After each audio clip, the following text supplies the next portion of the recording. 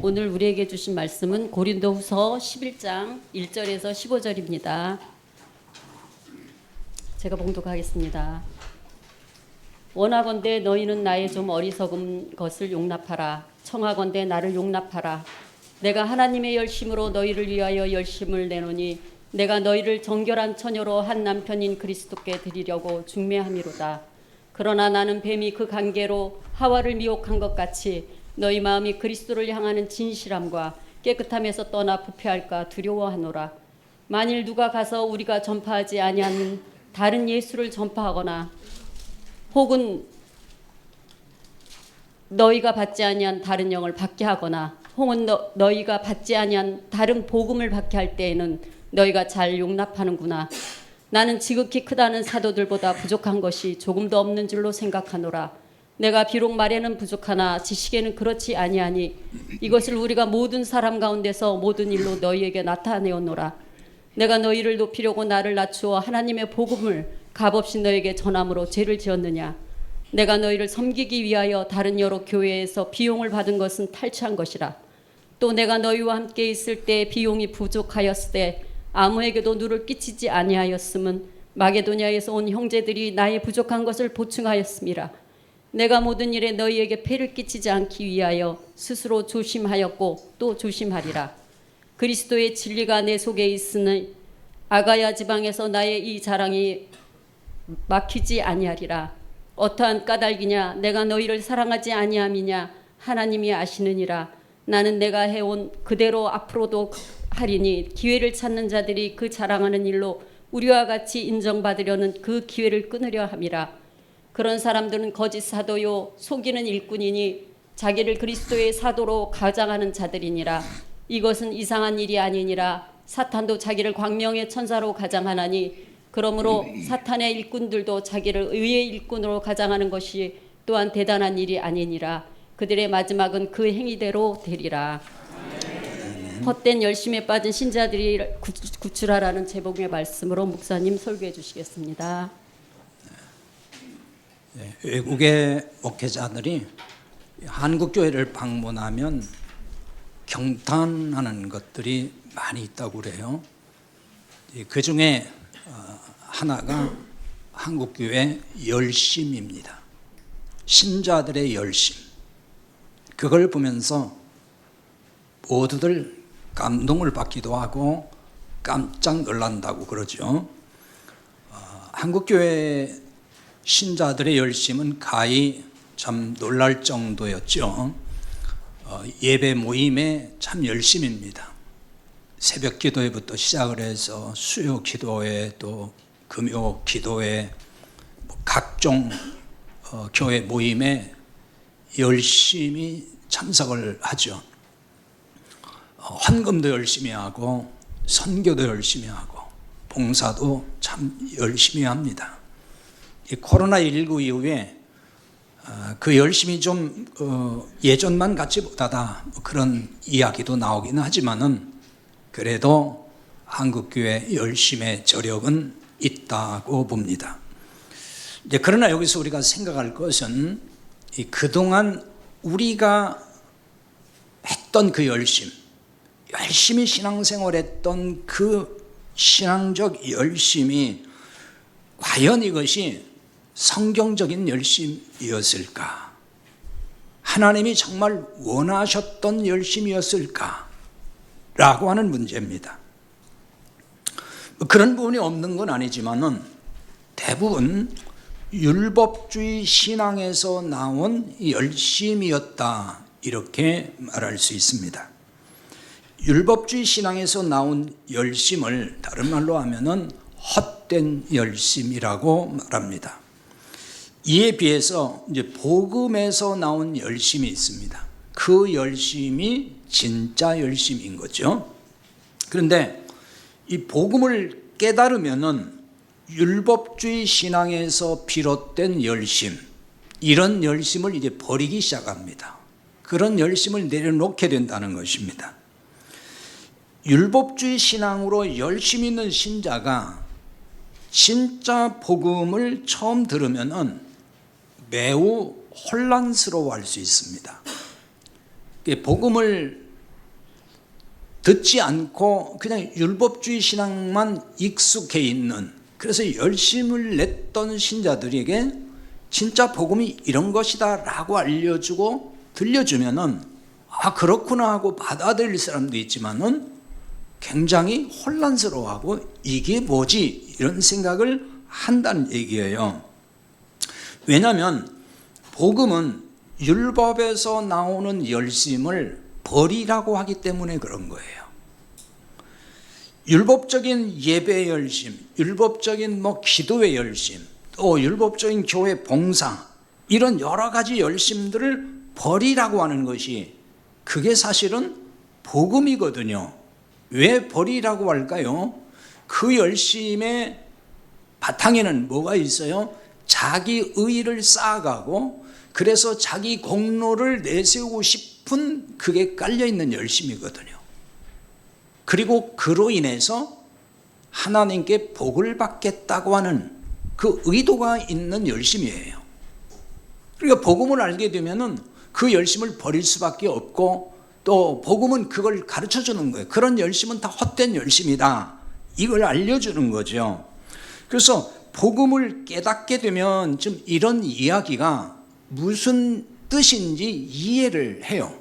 이해가 된단 말이에요. 그런데 이 복음을 깨닫기 전에는 도대체 이게 무슨 이야기일까? 뭐라고 하는 거지? 아니 열심히 예배에 참석하라는 거야? 말라는 거야? 기도를 열심히 하라는 거야? 하지 말라는 거야? 아주 혼란스러워요. 머리가 아프다는 거죠. 또 아무것도 하지 말라는 뜻으로 이제 또 들리잖아요.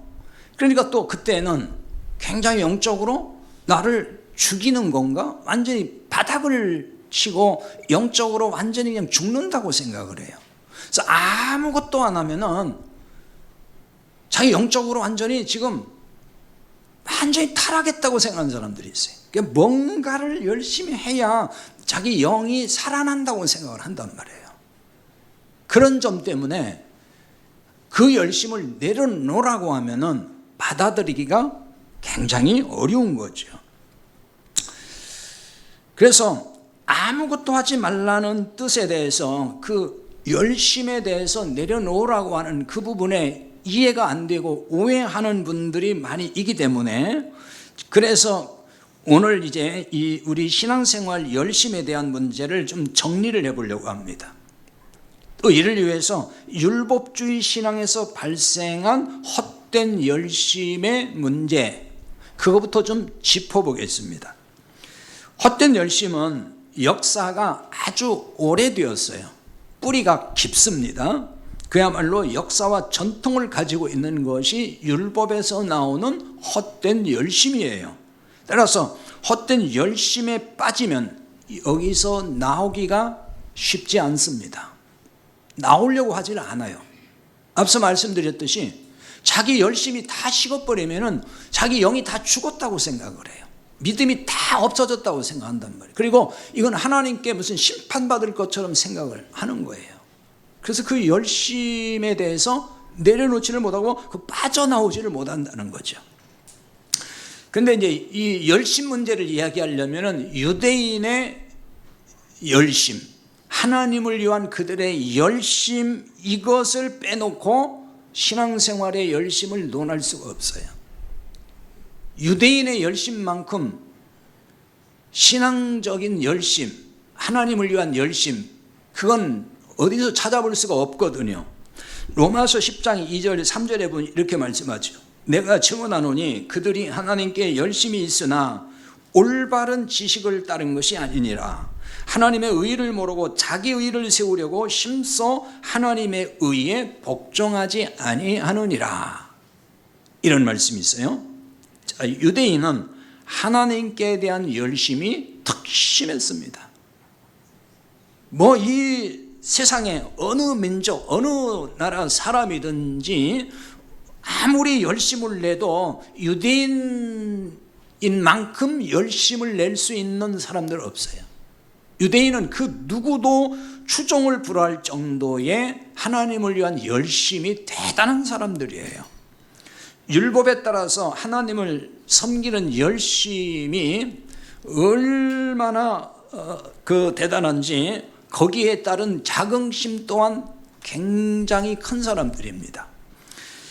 그러나 사도 바울은 바로 로마서 10장에 와서 이 유대인의 이런 열심은 올바른 지식을 따른 것이 아니라고 얘기한단 말이에요.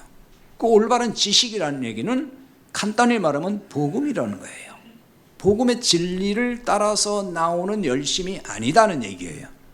그래서 하나님의 의를 모르는 열심이라고 지적을 한다고요. 하나님의 의를 모른다는 게 뭐죠? 그렇죠. 복음을 모른다는 얘기예요. 우리를 의롭게 해주시는 하나님의 그 의, 그걸 모르는 열심이라는 거죠. 그래서 하나님의 의에 복종하지 않는 열심이라고 합니다. 왜냐하면 자기 의를 세우려고 하니까. 하나님의 의를 모르고 자기 의를 세우려고 한다는 거예요. 아까 말씀드렸듯이 율법적 열심은 다 자기 의를 세우고 자기 의를 쌓아가려고 하는 거거든요. 그래서 이게 잘못됐다는 거예요. 하나님의 의에 복종하지 않는 열심이 되고 말았다는 거죠. 하나님의 의, 즉 복음에 복종하지 않는 열심이라는 거죠. 그게 유대인들이에요. 유대인은 하나님을 위한 열심이라고 하죠. 그들은 정말 하나님을 위해서예요. 그렇게 열심히 한단 말이에요. 근데 결국은 그게 뭐예요? 자기 의를 세우려는 열심이었다라고 사도 바울이 그 부분을 짚어주고 있는 거예요. 결과적으로 하나님의 의에 복종하지 않는 열심이라고 말합니다. 한마디로 잘못된 열심이다. 헛된 열심이라는 얘기죠. 유대인의 이런 열심의 뿌리가 되는 역사적 배경이 있어요. 그게 3절에서 보여줍니다. 오늘 본문의 3절 보겠습니다. 뱀이 그 간계로 하와를 미혹한 것 같이 너희 마음이 그리스도를 향하는 진실함과 깨끗함에서 떠나 부패할까 두려워하노라.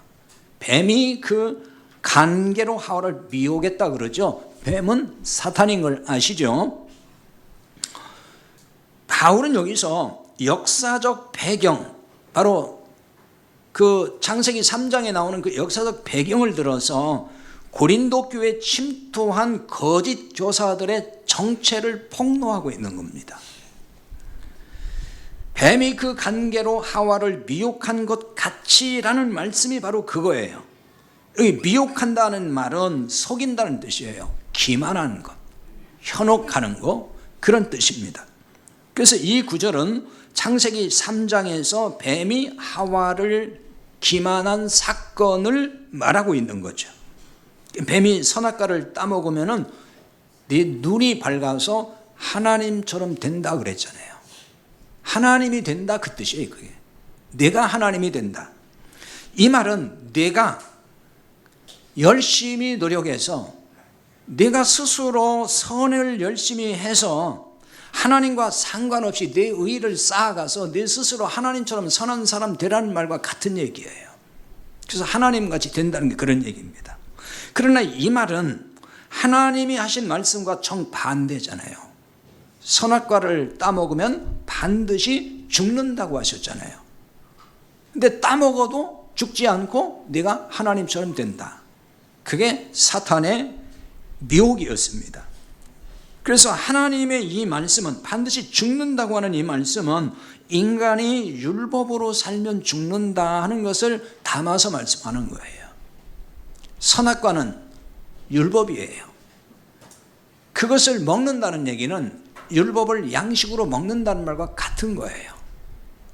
그렇게 율법을 양식으로 먹으면 생명을 얻지 못하고 결국은 멸망에 이른다, 이거를 보여주는 거예요.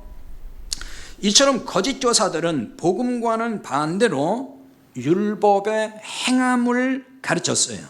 율법의 행위에 의지하면은 죽음이잖아요. 그건 생명을 얻는 게 아니란 말이에요. 근데 이것이 사는 길이라고 가르쳤단 말이에요. 그래서 고린도후서 3장 6절 하반절에 보면은 율법 조문은 죽이는 것이요 영은 살리는 것이니라, 이렇게 말씀해요.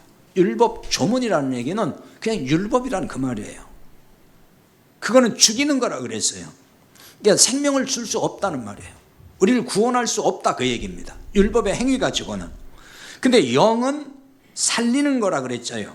영은 진리의 성령이고 복음이에요. 그 복음이, 진리의 성령인 복음이 들어와야 살아난다, 생명을 얻는다, 그 얘기인 거죠. 그런데 고린도 교회 거짓 교사들이 들어와서 신자들을 미혹했습니다. 거짓 교사들은 오늘날로 말하면 거짓 목회자, 거짓 목사 같은 얘기예요. 그렇게 이해하시면 돼요. 거짓 목사들이 헛된 열심을 내도록 만들었습니다. 이 고린도후서 11장은 이런 이와 관련한 문제들을 지적하고 가르침을 주는 말씀인 거예요.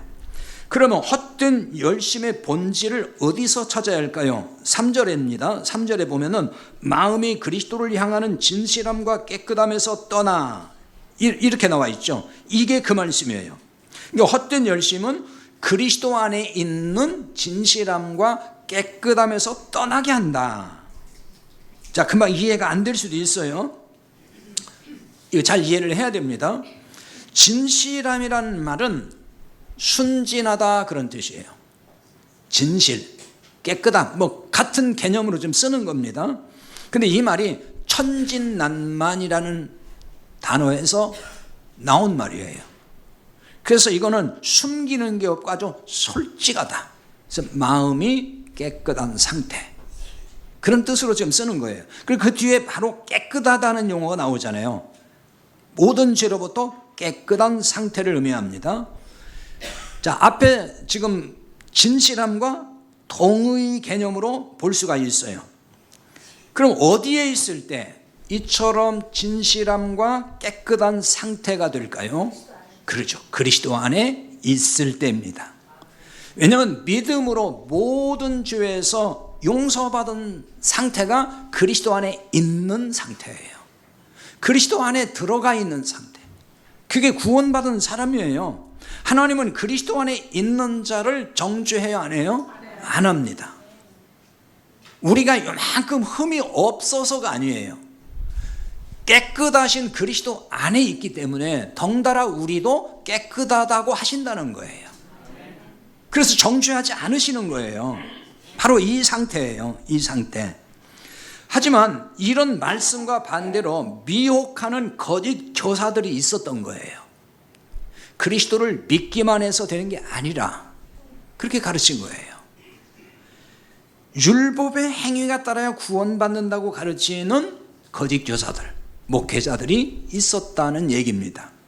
자, 이런 미혹을 3절에 뱀이 그 관계로 하와를 미혹한 것 같이라고 한 것입니다. 뱀이 관계로 하와를 미혹한 것, 그 본질이 뭐라겠죠? 그렇죠. 사탄인데 율법의 행위, 그걸로 네가 스스로 의로워지고 선하게 되라, 그런 미혹이라고 했잖아요. 스스로 이렇게 해보라 하는 얘기예요. 그게 율법의 행위라는 것이고 율법주의자의 미혹이 그거예요. 어떻게 예수 그리스도를 믿기만 한다고 해서 죄 용서받고 구원받을 수 있느냐. 내가 율법의 행위로 뒷받침을 해서 잘 살아야 된다, 바르게 살아야 된다, 그래야 용서받고 구원받는다라는 논리인 거예요. 그런데 이러한 거짓 복음이잖아요. 근데 그것을 잘 받아들였다는 거예요. 용납했다는 것입니다. 그게 4절 말씀을 보면 4절 봅니다. 만일 우리가 전파하지 아니한 다른 예수를 전파하거나 혹은 너희가 받지 아니한 다른 영을 받게 하거나 혹은 너희가 받지 아니한 다른 복음을 받게 할 때는 너희가 잘 용납하는구나, 이렇게 말씀하죠. 이 만일이라고 이제 시작을 해서 이게 마치 가정법 형태를 취해서 이게 사실이 아닌데 이렇게 지금 가정한 것처럼 읽혀지긴 하는데요. 근데 이 여기서 만일이란 말은 가정법이 아니에요. 원문에는 A라고 하는 이 접속사로 쓰고 있는데 이거는 이제 aim이라고 하는 인칭 단수 현재형이에요. 그래서 이건 무슨 뜻이냐? 앞에 설명은 몰라도 되고요. 무슨 뜻이냐면은 너는 뭐뭐이다, 그런 얘기예요. 그러니까 고린도 교회가 이렇게 했다는 얘기를 하는 거예요. 하지 않았는데 가정에서 얘기한 게 아니고 이렇게 지금 했다, 그 뜻이에요. 그러므로 이 4절은 고린도 교회 실제로 발생한 일을 지금 말하고 있는 거예요. 거짓 교사들은 고린도 교회에서 바울이 전파하지 아니한 다른 예수를 전파했다고 나오잖아요. 다른 예수를 전파했어요. 그래서 다른 영을 받게 했고 다른 복음을 받게 했다 이렇게 나왔어요. 그러면 바울이 전파하지 아니한 다른 복음을 전했어요. 그럼 바울이 전한 복음이 어떤 복음인지를 또 알아야 되잖아요. 바울이 전한 것과 다르게 전했으니까. 바울이 전파한 복음이 뭐예요? 바울이 전한 복음은 한마디로 말하면 은혜의 복음이에요. 아까 우리 은혜 찬양했잖아요. 은혜의 복음. 사도행전 20장 24절에서 사도 바울이 그렇게 고백을 해요. 내가 달려갈 길과 주 예수께 받은 사명 곧 하나님의 은혜의 복음을 증언하려는 것을 마치려 하면은 나의 생명을 조금도 귀한 것으로 여기지 않겠다. 이렇게 얘기해요. 뭘 전하기 위해서요? 은혜의 복음을 증언하기까지. 은혜의 복음을 전한다고 얘기해요. 거짓 교사들, 거짓 목사들은 은혜의 복음과 반대되는 얘기를 한 거죠. 그게 율법의 행위인 거예요. 그게 거짓 교사들이 전한 다른 예수, 다른 영, 다른 복음을 이제 묶어서 말하면 그게 거짓 복음이에요. 갈라디아 교회에도 다른 복음을 전한 거짓 교사들이 들어왔어요. 그래서 갈라디아 교회를 흔들어 놨어요. 다른 복음은 바울이 전한 은혜의 복음과 반대 개념이라고 했잖아요. 그러니까 은혜와 반대되는 것이 율법이에요. 항상 은혜는 우리의 행위와 상관없이 거저주는 거잖아요. 값없이 주는 거. 율법은 뭐죠? 그대로 내가 지켜 행해야 되는 거예요. 율법은 그렇게 하라고 하는 거예요. 행하라는 거예요. 은혜의 복음과 반대 개념이 율법의 행함인 것입니다. 갈라디아 1장 6절 7절에 보면은 이렇게 말씀하고 있어요. 그리스도의 은혜로 너희를 부르신 이를 이같이 속히 떠나 다른 복음을 따르는 걸 내가 이상하게 여기노라. 다른 복음은 없나니 다만 어떤 사람들이 너희를 교란하여 그리스도의 복음을 변하게 하려 함이라. 이렇게 말씀합니다. 그리스도의 은혜로 너희를 부르시니 그럽니다. 그리스도의 은혜라는 말이 나왔어요. 그리고 그리스도의 복음이란 말도 나왔어요. 바로 이런 용어에 주목할 필요가 있어요. 그리스도의 은혜, 그리스도의 복음, 이게 굉장히 중요한 용어예요. 이런 용어의 개념이 잘 정리되어 있어야 되는 거예요. 참 복음의 의미를 여기에 지금 다 담아 있는 거예요. 은혜라는 말, 복음, 은혜, 복음. 은혜가 아닌 율법의 행함이 따라야 구원에 이른다는 주장을 다른 복음이라고 하는 거예요. 은혜 복음이 아닌 다른 복음은 바로 그걸 얘기하는 거예요. 이런 율법주의의 거짓 복음이 갈라디아 교회를 강타했습니다. 갈라디아 교회만 아니에요. 고린도 교회도 그랬어요. 초대교회도 전반적으로 이 율법주의적 영향이 굉장히 크게 작용을 했어요. 현대교회도 마찬가지예요. 한국교회 현실이 이를 극명하게 대변한다고 해요. 그런데 다른 복음을 따르는 자들의 큰 특징, 그 특징을 꼽는다면 그게 열심입니다. 율법주의 신앙에 깊이 빠진 사람일수록 열심이 대단합니다. 열심히 있습니다. 이걸 좀 다르게 표현하면 율법주의 신앙에서 나오는 열심인 거죠. 율법주의 신앙에서 열심이 나온다고요.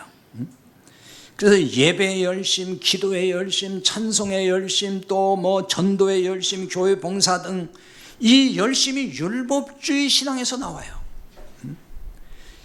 이단 집단에 속한 신자들의 그 특이한 열심, 그것은 율법주의 산물이에요. 이단은 다 그냥 완전 율법주의예요. 그렇게 보시면 돼요. 근데 그 열심이 굉장히 특이하다고요. 왜 특이하다고 표현한지 아십니까? 상상을 불허해요. 우리가 그냥 상식적으로 생각하는 열심이 아니에요. 이단들이 열심 내는 거 아시죠? 어느 정도 열심인지. 그 사람들은요, 뭐 집도 팔 수 있고 재산 다 팔 수도 있고 하라면 다 해요. 이거 우리 못 따라가요. 그래서 제가 특이한 열심이라고 하는 거예요. 진짜 특이한 열심. 이단에 속한 집단에서 그런 열심들이 있다고요. 그게 다 율법주의 산물이에요. 하지만 율법주의 산물의 열심을 정통교회에서도 얼마든지 볼 수 있단 말이에요. 그래서 이단이 아닌 정통교회라고 하는 교회에서도 율법주의 신앙의 산물을 얼마든지 볼 수 있어요. 율법으로 신자들을 억압해서 열심내게 만드는 거죠. 그게 다 뭐예요? 모두 헛된 열심에 불과한 겁니다. 그건 하나님이 원하는 열심 아니에요. 그런데 신자들은 거짓 복음에 속아서 헛된 열심에 빠져 있어요. 근데 그 헛된 열심에 빠져 있다는 것조차도 몰라요. 너무나 당연시하는 거죠. 마땅히 그렇게 신앙생활을 해야 된다고 생각하는 거예요. 이게 위험한 것입니다. 헛된 열심에 빠져서 그야말로 모라적 헌신을 해요. 생각해 보면은 이런 신자들은 불쌍한 신자들이 아닐 수가 없어요. 본인은 어떻게 생각할지 모르지만 복음을 깨닫고 보면은 그런 신자들은 참 불쌍한 거예요. 자, 왜 불쌍한 신자들인지 고린도서 11장 20절, 오늘 본문 말씀에 쭉 내려가서 보면은 20절 나오는데요. 거기 말씀에서 보여줍니다. 20절 보겠습니다. 누가 너희를 종으로 삼거나 잡아먹거나 빼앗거나 스스로 높이거나 뺨을 칠지라도 너희가 용납하는도다. 거짓 교사들이 신자들을 종으로 삼았다고 나와요. 율법주의 교회에서 흔히 볼 수 있는 현상이에요. 신자들이 종이 됐는데도 몰라요. 또 그것도 모르고 그냥 하는 거예요. 이런 교회에서는 신자들을 소위 순종과 충성이라는 미명하에 종같이 다 부려먹어요. 전부 다 종이 돼 있어요. 근데 그걸 모른다니까요. 갈라디아 2장 4절에 보면은 거기에 이렇게 말씀해요. 이는 가만히 들어온 거짓 형제들 때문이라. 그들이 가만히 들어온 것은 그리스도 예수 안에서 우리가 가진 자유를 엿보고 우리를 종으로 삼고자 함이로다. 갈라디아 교회에 들어온 율법주의 이단, 율법주의 목사들인 거예요. 그들이 돌아가지고 그리스도 예수 안에서 우리가 가진 자유를 엿봤다. 그러니까 복음 안에서 자유한 그 신자들에게 접근했단 말이에요. 엿봤다는 얘기는 정탐했다 그런 얘기예요. 어떻게 파고 들어갈까? 그렇게 호시탐탐 노린 거예요. 그들을 미혹한 거예요. 근데 그 목적이 뭐냐면은 종으로 삼으려고 한 것이다. 우리를 종으로 삼고자 그렇게 했단 말이에요. 노예로 삼으려고 그들에게 접근했다는 얘기예요. 20절 오늘 본문에 다시 20절에 보면 잡아먹었다는 말이 나오죠. 그럼 잡아먹었다는 얘기가 뭐겠어요? 이거는 쉽게 말하면 신자들의 물질을 착취했다 그런 뜻이에요. 어떤 목사가 설교한 그 동영상을 제가 봤는데, 우연히 봤는데 거기서 뭐라고 설교를 하냐면은 진짜 헛소리 같은 얘기를 했어요. 뭐냐면은 하나님의 마음을 감동시키려면은 그 신용불량자가 되기까지 큰 금액을 하나님께 바쳐야 된다는 거예요. 그러니까 신용불량자가 되려면 이제 그만큼 빚을 내서라도 바쳐라는 얘기거든요. 그 정도는 해야 하나님이 감동하셔서 복을 준다. 그런 논리예요. 그래서 실제로 그 말에 속아 넘어간 어떤 신자가 진짜 몇 억을 대출받아가지고 갖다 바쳤다 그 얘기예요. 근데 나중에 속은 걸 알고 해결해 보려고 했는데 해결할 수는 없고, 그래서 그분이 그냥 자살했다는 거 아니에요. 그 방송에 나온 얘기예요. 간단히 얘기했지만은 스토리가 좀 있어요. 그런 식인 거예요. 왜 그런데 넘어가겠어요? 복음을 모르니까 그러는 거예요. 복음을 모르면 그렇게 되는 거예요. 썰깃해지는 거예요. 논리적으로는 그렇잖아요. 하나님 마음을 크게 감동하면 하나님 크게 복 준다? 맞는 말 같잖아요. 그렇게 그런 일을 하는 거예요. 그래서 오늘 이런 설교도 하는 게 여러분은 해당 안 되겠지만 이 설교를 듣는 분이 많으니까 그리고 전국적으로 그런 신앙생활 하는 사람이 한둘이 아니에요. 그래서 이런 말씀 드리는 거예요. 로마서 16장 18절에 보면은 거기에 바로 그런 말씀이 나와요. 이 같은 자들은 우리 주 예수 그리스도를 섬기지 아니하고 다만 자기의 배만 섬기나니 교활한 말과 아첨하는 말로 순진한 자들의 마음을 미혹하느니라 그랬어요. 이 같은 자들은, 이 거짓 교사들 말이에요. 거짓 목사들이죠. 이 사람들은 주 예수 그리스도를 섬기지 않는데요. 여기서 이 말은 주 예수 그리스도의 종이 아니다 그 말이에요. 종이 아니다. 종으로 살지 않는다. 다만 자기 배만 섬긴다 이렇게 말해요. 자기 배만 채운다 그 말이에요. 자기 배만. 그래서 그걸 채우기 위해서 어떻게 하느냐? 교활하게 말한다는 거예요. 교활하게로 번역했지만 이 말은 무슨 얘기냐면 아주 다정다감하게 말을 잘한다 그 말이에요. 제가 늘 점수 깎이는 게 뭐냐면 다정다감함이 없다는 거예요. 사랑이 없다 그러고. 근데 이런 사기치는 목사들을 치고 다정다감하지 않은 사람이 별로 없어요. 굉장히 그냥 따뜻하게 다정다감하게 다가오고 말을 해요. 신자들 마음이 쏙 거기에 빠지는 거예요. 아이고, 우리 목사님 너무나 사랑이 많으셔 이러면서. 그 다음에 아첨하는 말을 했다 그랬어요.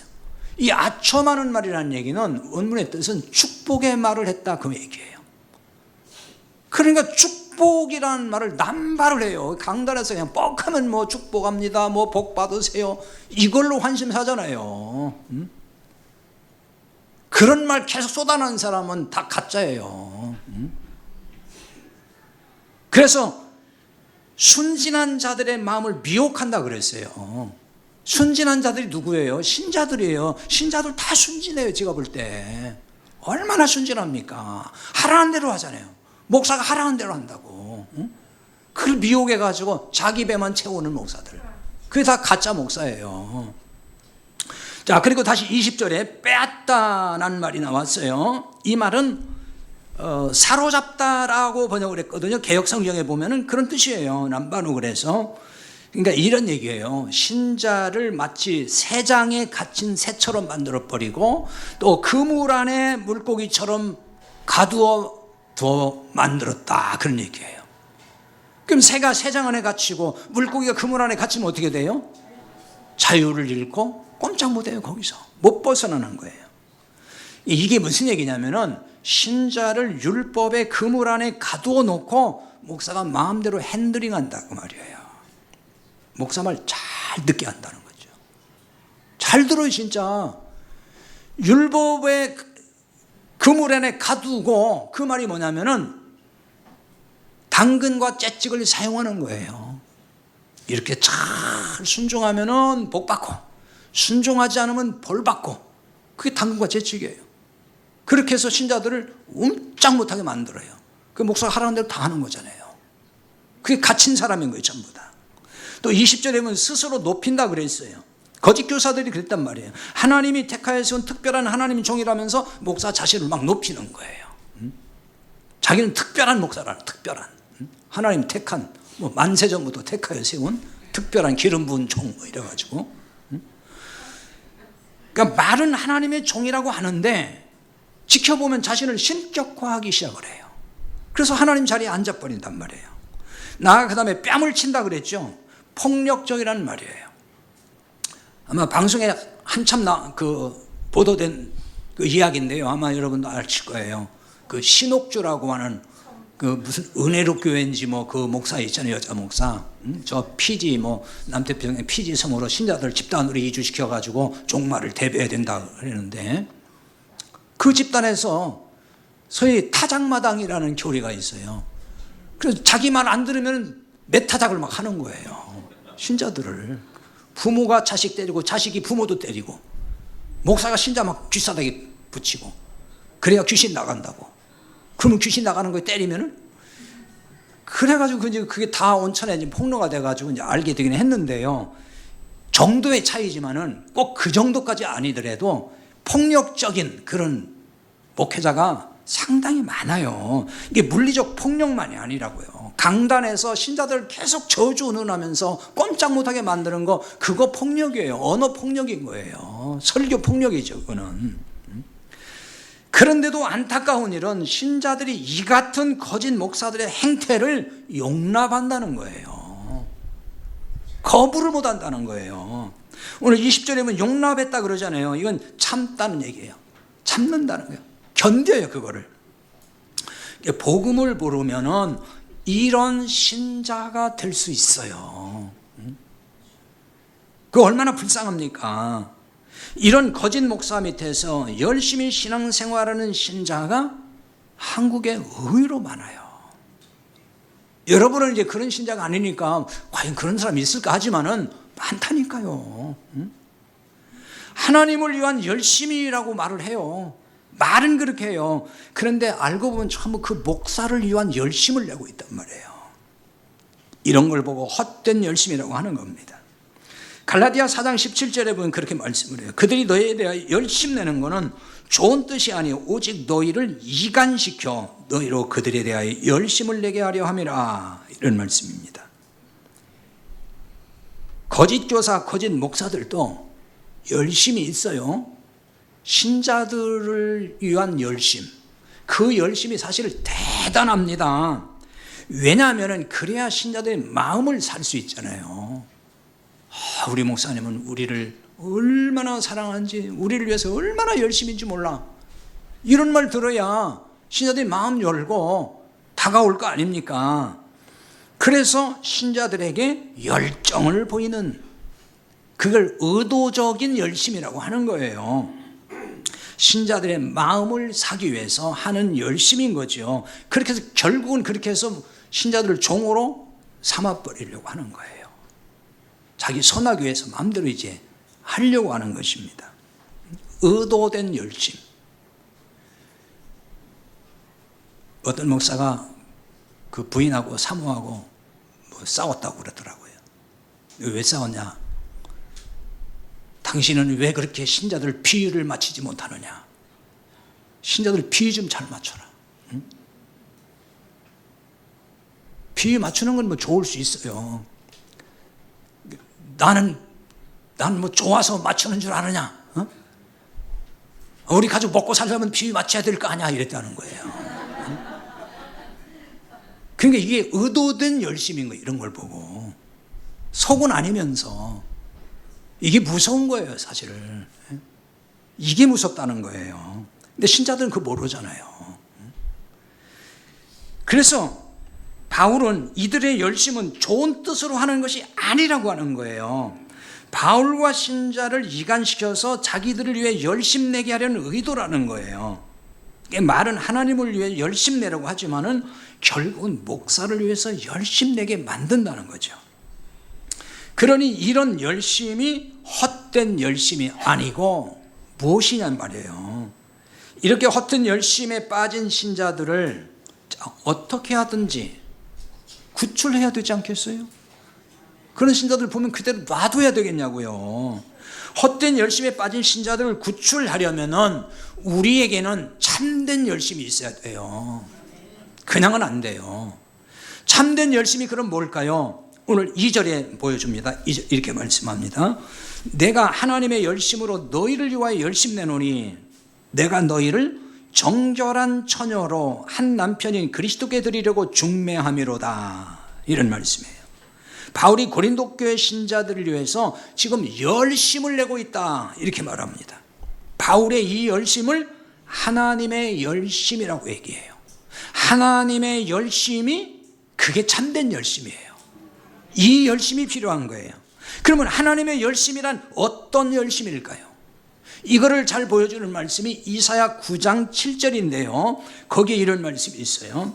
그 정사와 평강에 더함이 무궁하며 또 다윗의 왕좌와 그의 나라에 군림하여 그 나라를 굳게 세우고 지금 이후로 영원히 정의와 공의로 그걸 보존하실 것이라. 만군의 여호와의 열심이 이를 이루시리라, 이 말씀이에요. 만군의 여호와의 열심이, 하나님의 열심이 이걸 이룬다는 거예요. 이 말씀이 무슨 뜻이냐, 무슨 말씀이냐는 거죠. 이 말씀은 지금 이사야 이제 9장에 보면은 메시아 탄생에 대한 예언이에요. 그리스도가 오신다는 거예요. 그 메시아 탄생과 관련해서 주신 말씀 중에 한 구절이거든요. 그러니까 그리스도가 오심으로 이루어질 하나님의 나라를 예언한 말씀인 거예요. 그 하나님 나라가 이루어진다. 그런데 하나님의 열심이 이 예언을 이루어 가신다는 거죠. 하나님의 열심으로. 쉽게 표현하면 이런 거죠. 그리스도의 복음을 통해서 죄인을 구원하시는 그 열심, 그게 하나님의 나라가 이루어져 가는 거잖아요. 죄인을 구원하시는 그 열심, 이 열심이 참된 열심이라고 하는 거예요. 바울은 지금 이 열심을 내고 있다고 말을 하는 겁니다. 우리의 열심도 이런 열심이어야 돼요. 한 생명이라도 살리고자 하는 바로 그 열심, 그게 하나님의 열심이에요. 그러니까 이 열심은 율법주의 신앙에서 나오는 열심과는 전혀 달라요. 질적으로 다른 거예요. 복음을 깨닫고 그 깨달은 자에게서만 나올 수 있는 열심인 거예요. 바울도 예수님을 만나고 복음을 깨닫게 되면서 열심이 바뀌었어요. 과거의 열심이 바뀌었단 말이에요. 율법적 열심에서 복음적 열심으로 바뀐 사람이 바울이에요. 그 열심이 생명을 살리는 열심으로 바뀐 거죠. 사도행전 22장 3절에 보면 이렇게 고백을 합니다. 사도 바울이 나는 유대인으로 길리기아 다소에서 났고 이 성에서 자라 가말리엘의 문화에서 우리 조상들의 율법에 엄한 교훈을 받았고 오늘 너희 모든 사람처럼 하나님에 대하여 열심히 있는 자라. 바울은 하나님에 대해서 어떤 유대인과 비교할 수 없을 정도로 열심히 있었다는 거예요. 그걸 고백을 해요. 근데 이제 그 열심은 버리고 새로운 열심, 예수님을 만나면서 복음을 알면서 복음적 열심이 나온 거죠. 그러니까 우리도 과거에 행했던 율법적 열심은 이제 버리고 복음적 열심으로 바뀌어야 되는 거예요. 이런 변화가 와야 되는 거예요. 이런 변화가 올 때 헛된 열심에 빠진 신자들을 구출할 수가 있단 말이에요. 헛된 열심에 빠진 신자들을 구출하려면은 우리가 먼저 예수님을 잘 알아야 돼요. 다른 말로 그걸 복음을 잘 알아야 된다. 그렇게 말하는 거예요. 헛된 열심에 빠진 신자들에게 예수님이 누구신지를 바로 알려줘야 되잖아요. 헛된 열심에 빠지는 이유는 예수님을 잘 몰라서 그런 거예요. 복음을 잘 모른단 말이에요. 쉽게 말해서. 그러니까 율법적인 신앙에 빠지고 그 열심 있는 그 길로 그냥 들어가 버리는 거예요. 그러니까 예수님을 바로 알려주어서 헛된 열심에 빠져 있는 사람들을 거기서 나오도록 하는 거, 그게 구출이에요. 바울은 헛된 열심에 빠진 신자들을 구출하기 위해서 영적 중매장이로 살았습니다. 그게 2절 하반절이죠. 내가 너희를 정결한 처녀로 한 남편인 그리스도께 드리려고 중매함이로다. 중매했다 하는 말이 나옵니다. 이 말은 원문의 뜻은 시집 보낸다 그런 뜻이에요. 결혼시킨다. 그리스도께 드리려고 중매함이로다. 이 말은 다 과거형입니다. 그러니까 바울이 이미 이들을 그리스도께 중매해서 결혼시켰다는 말이 돼요. 이런 그들을 위해서 다시 하나님의 열심으로 열심내고 있다는 말이에요. 지금 이 신자들이 거짓 교사의 미혹으로 인해서 문제가 생겼기 때문이에요. 복음을 받아들였어요. 주님과 하나가 됐어요. 그런데 거짓 교사들의 미혹을 받았어요. 그런데 문제가 생겨요. 헛된 열심에 빠진 신자들이 나오기 시작한 거예요. 거기서부터 다시 과거의 율법적 열심을 또 돌아가려고 하는 거죠. 그래서 처음 중매할 때 심정을 품었단 말이에요. 그리고 다시 하나님의 열심으로 이들을 깨우쳐주고 있는 거예요. 자, 지금도 거짓 복음으로 미혹하는 자들이 사방에 널려 있습니다. 한둘이 아니에요. 거짓 복음에 속아 넘어가는 신자들이 그래서 수없이 많습니다. 지금 유튜브에 막 그런 영상들이 엄청나게 올라와 있어요. 그럼 왜 그렇게 많을까요? 왜 그렇게 넘어가는 신자들이 왜 그렇게 많을까요? 거짓 교사들이 진짜 복음 전한 자로 위장을 하기 때문에 그런 거예요. 13절에 보면 이렇게 말씀해요. 그런 사람들은 거짓 사도요 속이는 일꾼이니 자기를 그리스도의 사도로 가장하는 자들이니라. 이렇게 말씀합니다. 거짓 사도예요. 근데 그리스도의 참 사도로 가장했다, 위장했단 말이에요. 이 가장했다는 얘기는 그래서 어떤 뜻이냐면은 외형을 바꿨다는 뜻이에요.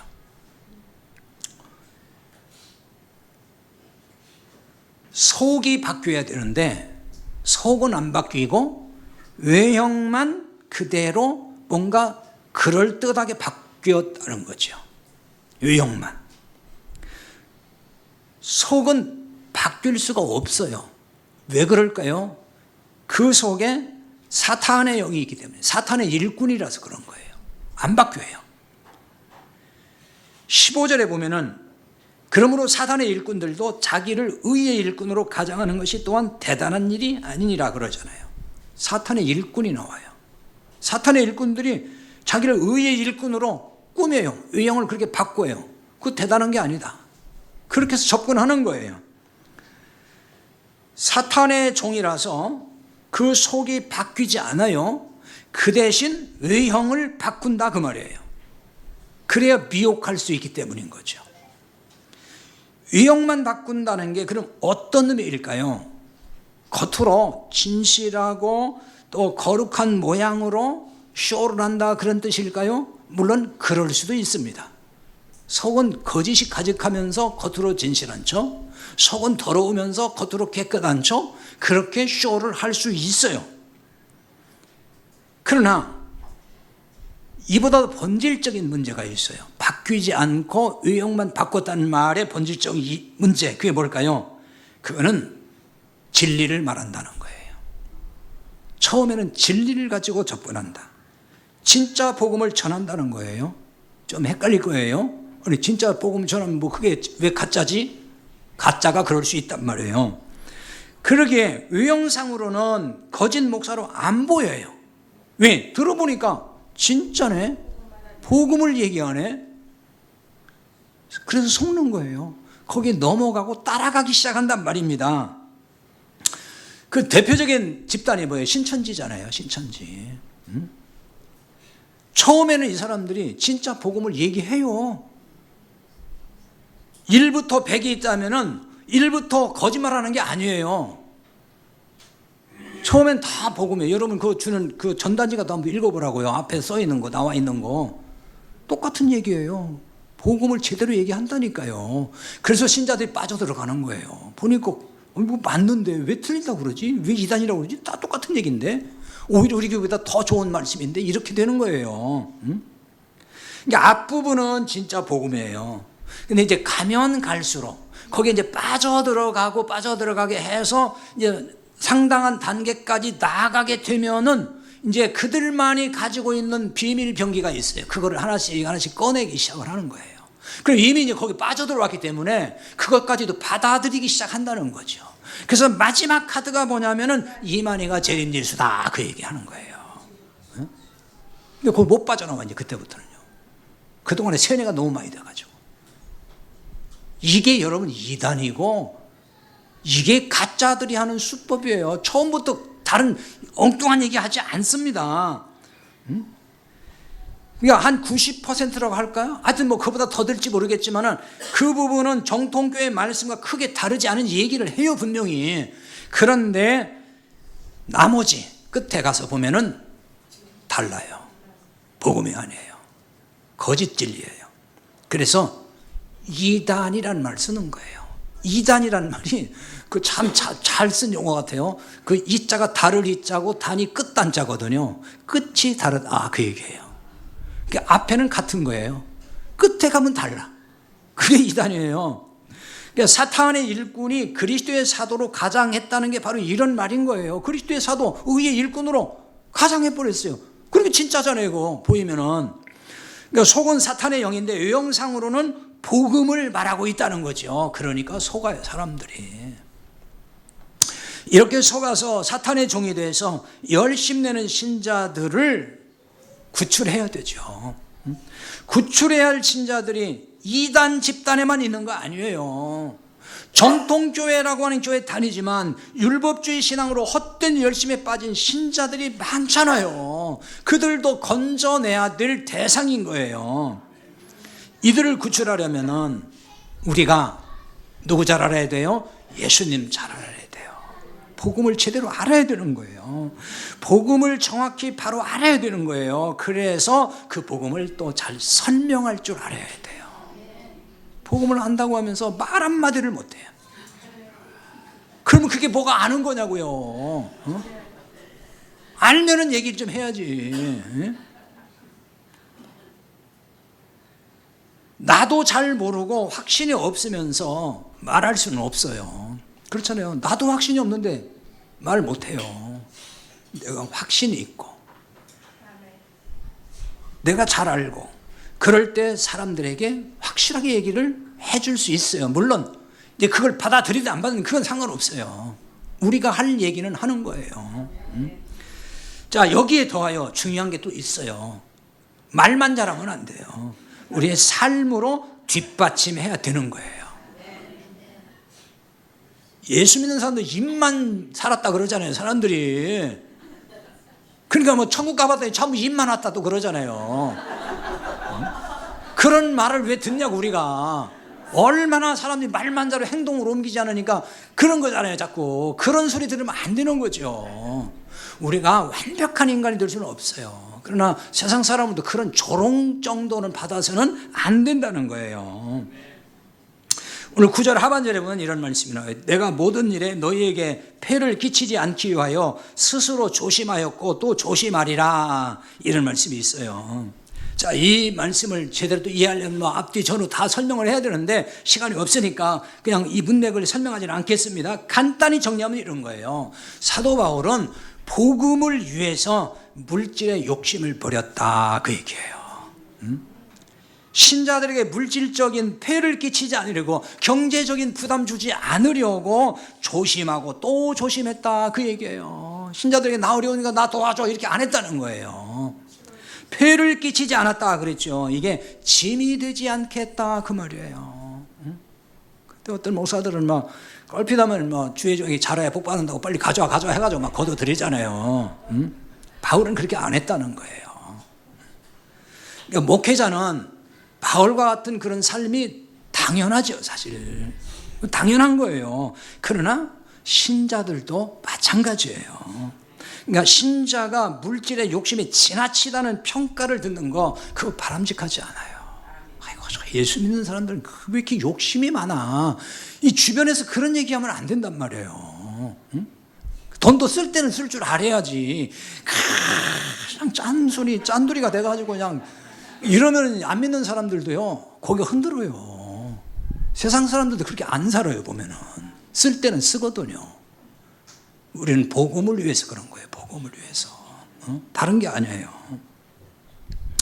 우리가 이렇게 우리의 행위에서, 우리 삶에서 뭔가 그래도 좀 보여주는 게 있어야만이 복음을 전해도 설득력이 있는 거지. 말만 잘하지 나머지는 전부 아니다 싶으면은 아무리 말 잘해도 사람들이 안 듣습니다. 너나 잘 믿어 그런다고 속으로. 복음을 몰라서 헛된 열심에 빠진 신자들을 구출하려면 그래서 우리는 물질의 욕심 버려야 됩니다. 우리가 이렇게 될 때 복음을 위해서 진짜 열심도 낼 수 있지 않겠습니까? 진짜 열심으로 헛된 열심에 빠진 신자들을 구출하는 이런 기쁨을 우리가 누릴 수 있기를 바랍니다. 기도합시다.